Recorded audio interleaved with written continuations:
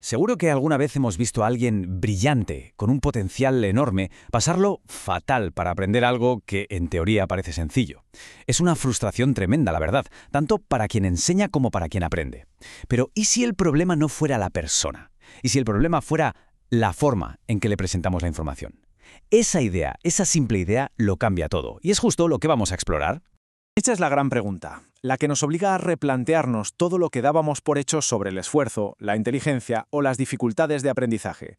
Y la respuesta, como vamos a ver, puede transformar por completo nuestra manera de entender la educación. Y aquí es donde la cosa cambia radicalmente. Lo que a menudo interpretamos como un fallo de la persona, que es un vago que no presta atención, en realidad es solo el síntoma visible. La causa de verdad suele estar escondida. Es externa.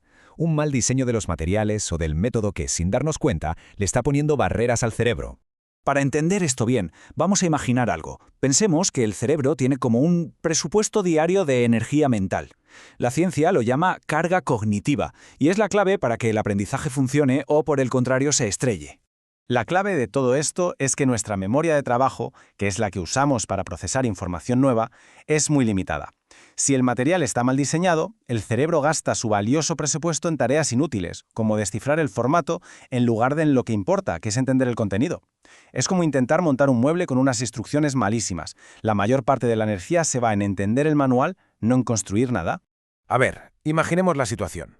Estamos leyendo un informe y vemos un gráfico súper importante en una página, pero la leyenda que lo explica está en la página siguiente.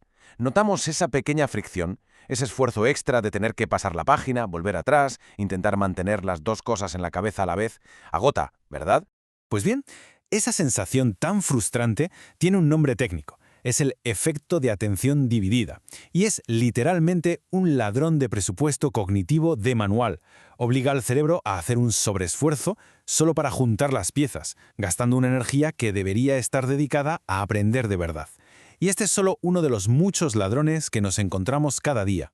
Aquí tenemos otros cuantos ejemplos clásicos. La redundancia, por ejemplo, cuando nos ponen un texto en pantalla que dice exactamente lo mismo que estamos escuchando. El cerebro tiene que procesarlo 2 veces. El ruido visual, con dibujitos que no aportan nada. O una tipografía difícil de leer. Actúan como pequeños impuestos que le cobramos a nuestra atención. Son fugas constantes en nuestro presupuesto mental que nos dejan sin energía antes de llegar a lo importante. Vale, ya hemos identificado bien el problema. Ahora vamos a lo bueno, las soluciones. Existen, por así decirlo, 2 grandes cajas de herramientas que podemos usar para diseñar un aprendizaje que respete la energía de nuestro cerebro en lugar de malgastarla. Y aquí están nuestras 2 grandes estrategias. Por un lado, el andamiaje, que tiene que ver con el método, cómo guiamos el aprendizaje paso a paso. Y por otro, la neuroergonomía, que se centra en las herramientas, cómo diseñamos los materiales para que sean, digamos, amigables con el cerebro. Vamos a empezar por la caja de herramientas más tangible, la de los materiales. La idea de la neuroergonomía es súper sencilla pero muy potente. En lugar de forzar al cerebro a que se adapte a unos materiales complicados, diseñamos los materiales para que se adapten al cerebro. El objetivo es eliminar toda esa fricción inútil de la que hablábamos. Y ojo, que esto no es una cuestión de gustos, ¿eh? Son directrices técnicas basadas en cómo funciona nuestra percepción. Evitar la cursiva, por ejemplo, porque hace que las letras se peguen y exige más esfuerzo para leer.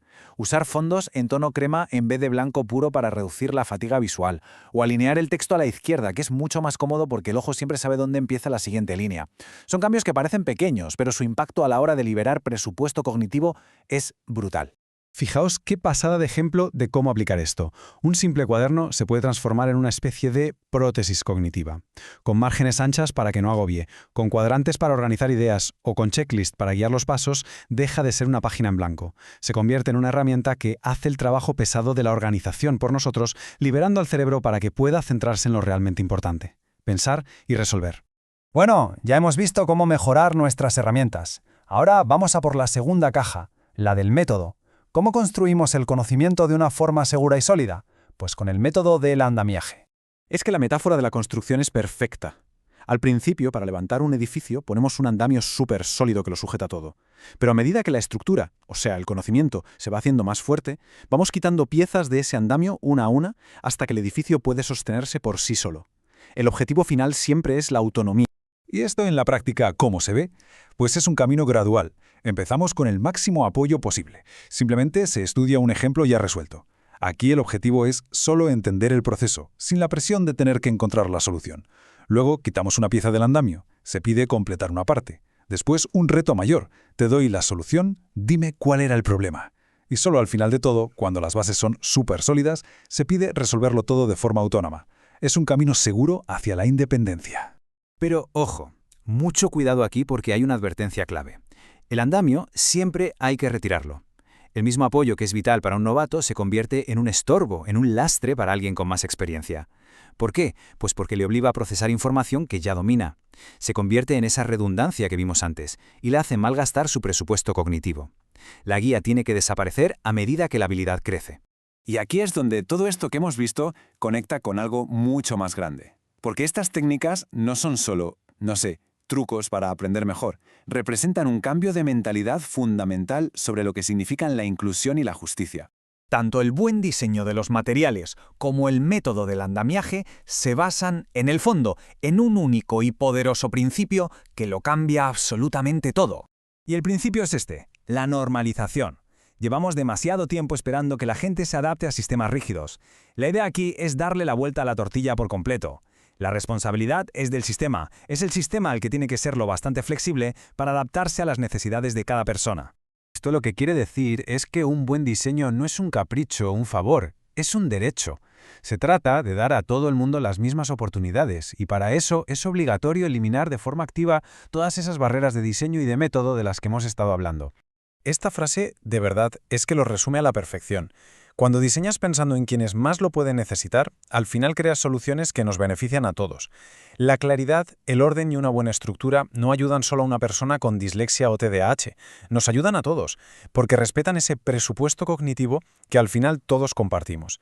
Así que, para terminar, la próxima vez que diseñemos una presentación, escribamos un email o expliquemos una idea, quizá la pregunta más útil que podemos hacernos es esta. A menudo no se trata de añadir más cosas, sino de quitar lo que sobra, de encontrar y eliminar esa pequeña fricción, esa barrera invisible que puede estar impidiendo que una gran idea llegue a una gran mente.